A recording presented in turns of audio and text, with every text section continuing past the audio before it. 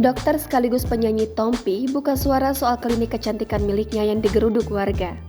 Diketahui beberapa hari lalu klinik milik Tompi sempat digeruduk warga yang berada di wilayah Bintaro, Tangerang Selatan. Warga memprotes keberadaan klinik milik Tompi lantaran dibangun di atas saluran air. Tompi menanggapi kliniknya yang digeruduk warga.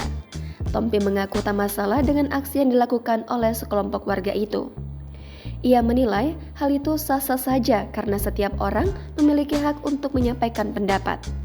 Kendati demikian, dikatakan Tompi dirinya tak mungkin mendirikan bangunan tanpa izin. Ia pun mengatakan bahwa pembangunan klinik kecantikan tersebut sudah mengantongi izin dan sesuai prosedur. Sedangkan untuk jalanan yang berada di wilayah klinik, sebelumnya juga sudah mendapatkan izin dari Dinas Sumber Daya Air.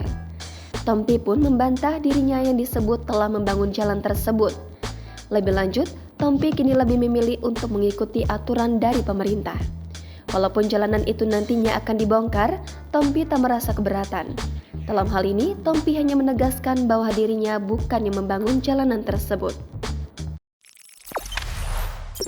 Jangan lupa subscribe, share, komen, dan like ya!